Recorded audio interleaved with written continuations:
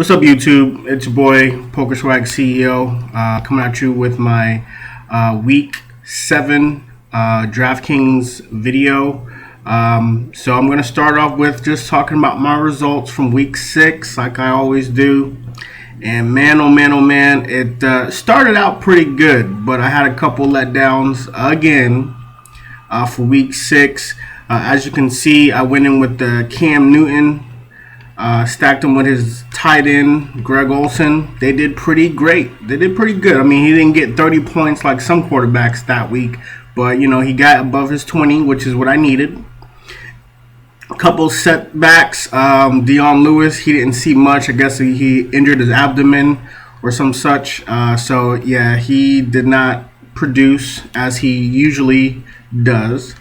Ryan Matthews, he's kind of off and on. He was definitely off against the Giants, which is somewhat surprising. Edelman did not get above 20 points. That to me is a letdown. That he's literally like their number one receiver on the team, minus Gronk. But he did not eclipse his 20 points minimum like I expected him to do, especially for as much as he cost. So that was a bit of a letdown. The biggest letdown actually would have to have been Ted Ginn Jr. I talked highly about him last week.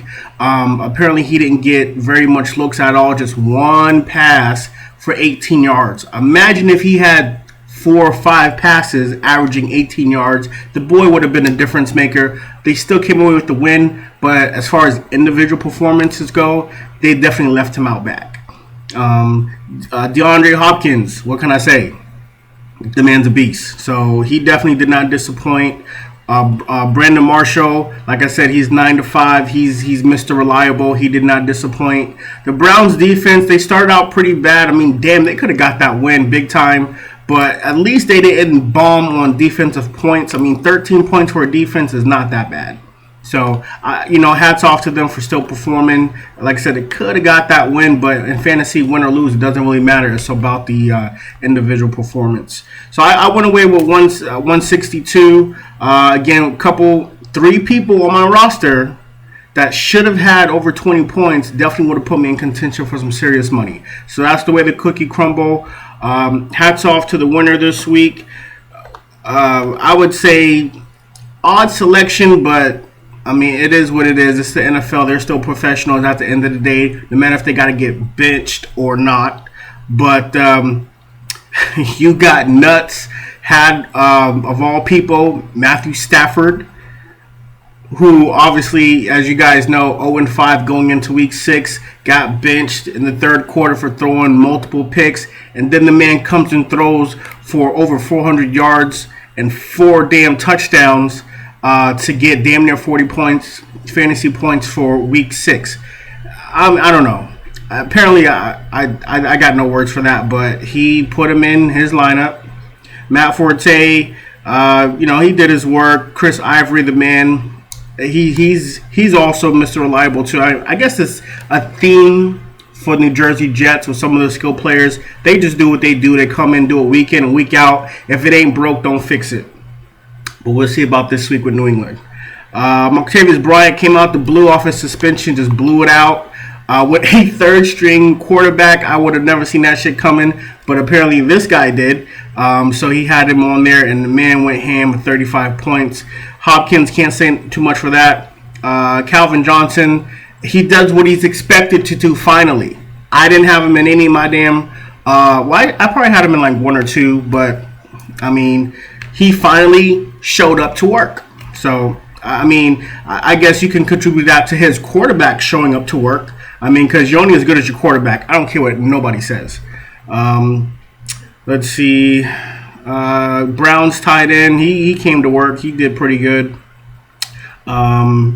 Jordan Matthews, not really anyone on my radar. And, of course, the Eagles, they came to work. They definitely put it to the Giants on Monday Night Football, coming away with 19 fantasy points. So, to round that out, 245, I mean, that's what you need to win. I mean, if you ain't getting above 200 points on fantasy, on at least this format with fantasy, then you struggling. You're going to always be kind of the back half. So... Okay, guys, so let's get started. This is for week 7, the $1.25 million play action tournament. Still the top prize being $100,000. They did kind of reduce the field a little bit, but that's okay with me. So to get started with this, now again, I mentioned, listen, if you're not competing to get at least 200 fantasy points, then you can't be expected to really make money. So that's the whole goal with this, and just proven players week in and week out for the most part that come to work and they do their job. They producers. So no other person produces more than Phillip Rivers. I mean, the win loss column doesn't really reflect that, but the man throws the ball, he slings the ball, he is not afraid to get his receivers involved, and that's really what it's about. Had they had a really great running back, their record would not be what it is today. So as far as individual performances, I will jump with Phillip Rivers, possibly more than I would do Tom Brady, only because of the cost. Tom Brady is extremely overpriced just to still average 25 points. This guy, he's at a little bit of a discount, and he can actually get you 30 plus points, and he has done that on more than one occasion. So, running backs, no question, we got to go with the ATM running backs here with Devontae Freeman. So we're gonna do that. This week, Tampa Bay is off the bye, so I'm definitely gonna do that 1-2 punch here. Doug Martin, I do believe he'll have another great game, especially against Washington. And if he doesn't, the man averages 30 fantasy points. So if he gets in the mid 20s, low 20s, that's still pretty damn good. So that's a no-brainer in my book. It's either he does it or he doesn't. The man is not going to come and if they play like they've been playing, like I said, if it ain't broke, don't fix it. He should come in there, get a lot of carries, and make his yardage. People underestimated this guy. Look at he gets 20 carries a game, and he gets his 100-yard games, averaging at least 5 yards a carry. I don't see him stopping just because he's going up against the Redskins. And let's take a look. How are the Redskins against the run? They say they're 10th. That number has gone down from 1st to 10th. So as you can see, as the season is moving on, they started out 1st. Now they're down to 10th. After this week, they may be down to 15th or 17th. So it's just really shedding light on which teams are not holding up to their actual rankings here. So wide receivers. Again, we're going to go with the no-brainer. Everybody and their mama is going to pick D-Hop. Okay? I'm one of them. So that's just going to cancel out, and it's really going to get down to, just unsung heroes at the end of the day. So we're going to do with Hopkins. I did miss out on Octavius Bryant last week, but since he's such a steal, if you want to talk about value bet, it don't get more valuable than get a man that had 35 fantasy points walking on the field for under $5,000. So he's definitely in the mix.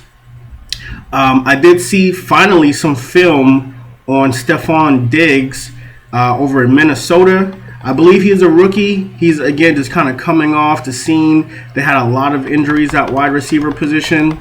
And, he's producing. He's averaging 18 points on the season. He's played 2 games already, getting more than 5 passes per game. Definitely had over 100-yard game last week against Kansas City. So and guess who plays Kansas City this week? Pittsburgh. Octavius Bryant, Antonio Brown. Need not say more. So third string quarterback or not, if you've seen highlights of the quarterback, he can still throw, and he's not afraid to throw the ball. Apparently, those receivers aren't afraid to go get it either. So we're going to go with Stephon Diggs to kind of round out my receiver core. Still got a lot of room here. I think we'll just get quality candidates for this week's tournament. Let's see, for tight end now, I would like to keep it under 5 for my tight ends. So that rules out Gronkowski. Greg Olsen, I would love to put him in my lineup, but I think he's going to be a little bit pricey.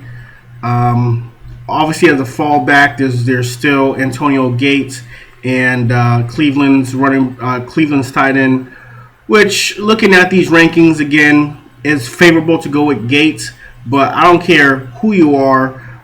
Gary, he's not going to back down from nobody, especially Seattle. So that could also be a really good pick. But you know what? I'm going to put in Greg Olsen and see how we can finagle the salary cap to just kind of make do with my last two positions. Flex player. Okay, well, let's go with defense. Let's fill that gap first. And just kind of looking down the list here. So if I went with a 3,000 team, that would leave me less than 4 for my last guy, which that's not bad. I mean, I can think of a couple guys under 4 that I would easily put on my roster. But let's see. So we got Falcons, and oh my gosh, like their game against New Orleans was just terrible, just terrible. But they got Tennessee, who's ranked last in offense right now. I believe Mariota is out. Falcons defense. I like that. Okay, so we're gonna go with that. They have, they have been getting their pick sixes, but we'll see. I mean, against a second string quarterback, what they can do. Last, rounding it out, 3,800 to go. Let's just sort this by salary and see who's the best option here. Okay, so rounding it out, we got Cleveland's running back, which I'm not too impressed with that guy. Crowell. Yeah, I'll put him. Sproles, he hasn't really shown up. Crowder, I had Crowder at one of my lineups last week because he got a little bit of attention on NFL Network, but he did not produce.